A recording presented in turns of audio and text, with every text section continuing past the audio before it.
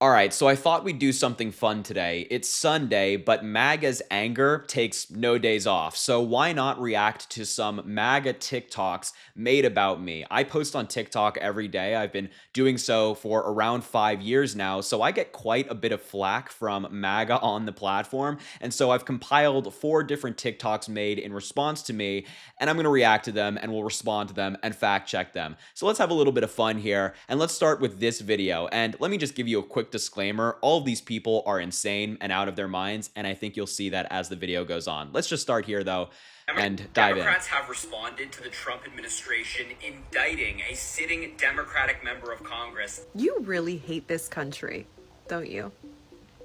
Yeah. Just come out and say it already. You do not condemn violence, and Democrats, in your mind, are above the law. So this is so crazy for her to say to me that I don't love this country because I don't want the Trump administration indicting sitting members of Congress for no reason, and that I don't condemn violence.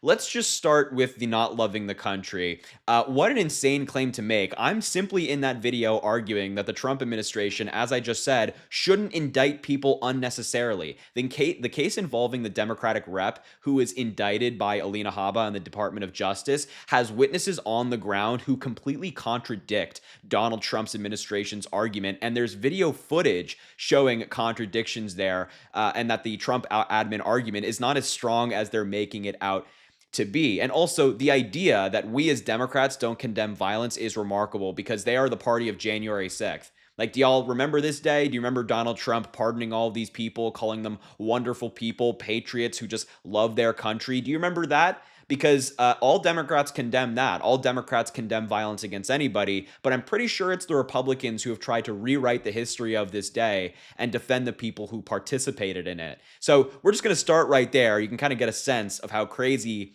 these MAGA folks are on TikTok. But let's just dive right into the next video. This one is really a doozy. Just have a look. This is one of the craziest stories on Donald Trump right now, and nobody seems to be talking about it.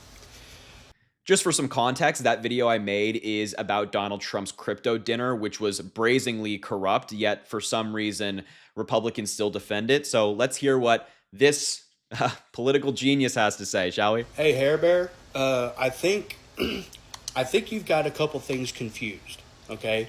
Number one, if it was really a secret dinner, how do you know about it?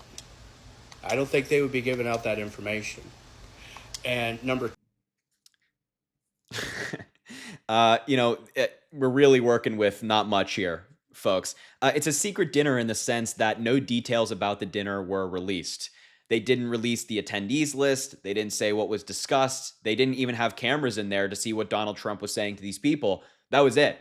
That's the secret part. But, of course, anything to defend the cult leader. Let's Number continue. two, he's not selling access to the presidency. He's selling crypto. None of Listen to him try to defend Donald Trump's crypto thing. When I was watching this video beforehand, I found this defense to be really entertaining. these people are going to get access to the presidency. Okay? He is trying to get investors. Oh. Okay? So I think he's playing video games while doing this, but thank you. That really settles the matter. Donald Trump is just trying to get investors. No corruption needed. Why are we even talking about that? I mean, what a terrible excuse for a defense of Donald Trump. And to just really paint Donald Trump's corruption, I really want to just show you something that I found to be astounding. Just 2 examples here, which is this article from the New York Times: as Trump's monetized presidency, profits outstrip protests, meaning that Republicans are really not making their voices heard. And in connection to Donald Trump's cryptocurrency and this dinner, he hosted an exclusive dinner at his Virginia club for 220 investors in the Trump cryptocurrency that he started days before taking office in January. Access was open solely based on how much money they chipped in, not to a campaign account, but to a business that benefits Donald Trump personally. As president, he's using this meeting to meet with him to get investors into his cryptocurrency. And if that's not bad enough, if that doesn't open the door for enough corruption for these MAGA people to consider this significant, let's just look at another example of Justin Sun, who is somebody that attended Donald Trump's dinner in Virginia and clearly has some ulterior motives for investing in Donald Trump's cryptocurrency. This is reporting from MSNBC. Donald Trump, Mr. Sun, has been in the news in the last few days because he's plowed $75 million into Trump's family crypto, per NBC News. And the SEC put a 60-day pause on the charges of market manipulation and offering unregistered securities it had been pursuing against him since 2023. And also, there was allegedly an FBI investigation into Justin Sun that was suddenly dropped mysteriously after he donated, or I say, well, practically a donation, but after he put all of this money into Donald Trump's cryptocurrency. So think about the corruption there. Think about the precedent this sets, that if you make a financial investment into Donald Trump, into his presidency, your legal troubles go away. But don't worry, everybody. Don't worry, everybody. This guy over here just says, well, you know what? He's just trying to get investors. That really clears it up for us. Now, the next video I want to show you really just made me cringe because, remember that this is a grown woman. This is a full-grown adult, and this is the way that she decided to respond to me, making a video about Donald Trump Jr. insulting Joe Biden for his cancer diagnosis. Just take a look at this, and you'll understand why I'm feeling so lethargic just at the thought of watching it. I am truly at a loss for words. Oh, Harry! Do you promise? This is the best news since we heard that Donald Trump is our president. Do you mean it? Looks like our work here is done, Maga Man. Oh, sorry about that. He really doesn't like you, Hair. This is excellent news. You're fired, yeah! I've prayed for this day for so long and it's finally here!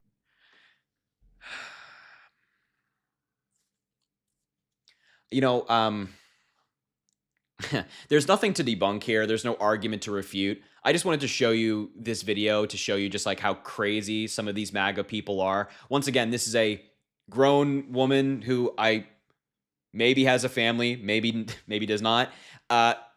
Coming after me, a 22-year-old, calling me hair bear and names of that nature, and also smacking the camera and screaming. I mean, it is, this is something that you'd see a child make, like a childish video. That's basically what it is. It's a childish video. And the fact that these people are voters and they have they have fundamentally altered the direction of our country by supporting Donald Trump so fervently is concerning and genuinely makes me sad for the future of the United States.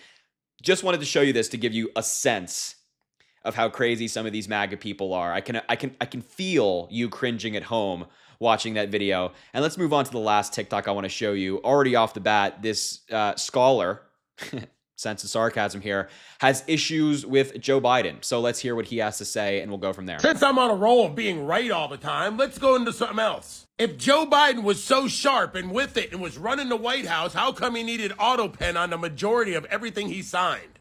I mean, just saying. If he was in the White House, Harry Sisson, and was sharp and was running things and was really with it, how come if he was in the White House, he needed Autopen?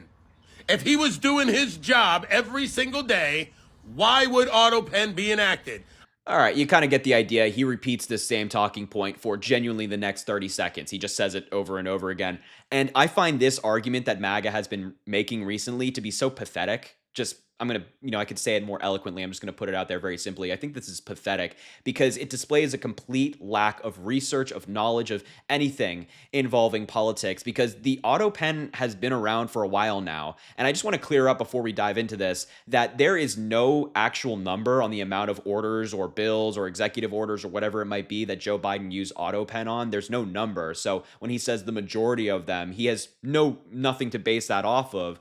Just like we don't have the specific number for Trump and Obama. But I want to show you this article from Associated Press. Presidents have used Autopens for decades, and now Trump is objecting to Biden's use of one. First and foremost, let's start with the law. A 2005 opinion from the Office of Legal Counsel at the Justice Department said an Autopen can be used to sign legislation. Barack Obama became the first president to do so in May of 2011 when he signed an extension of the Patriot Act. Obama was in France for official business, and with time running out before the law expired, he authorized the use of the Autopen to sign it into law. So the DOJ has had longstanding precedent that the use of an Autopen is legal and perfectly okay for presidents to do. If a president is traveling abroad, obviously they can't just fly back to the United States to sign this executive order and go back. So the Autopen being in use is actually pretty practical and makes sense. I think anybody would agree with that. But the really ironic thing here about that guy's video and the Republicans' objections to the Biden use of Autopen, which is still alleged, might I add, is that Donald Trump admitted that he's used the Autopen before. I mean, this is crazy. Recently, he said on Air Force One, yes, he's used it, but only for very unimportant papers. He told reporters aboard Air Force One that we may use it as an example to send some young person a letter because it's nice. You know, we get thousands of letters of support from young people, from people that aren't feeling well, etc. But to sign pardons and all that things he signed with an Autopen is disgraceful. Yet Donald Trump has openly acknowledged his use of the Autopen. So I would put this argument back to this guy. If the Autopen is if Donald Trump is so with it and so in the White House and so great, why is he using Autopen? I mean, the logic here is astounding. And that's why I call all these people scholars.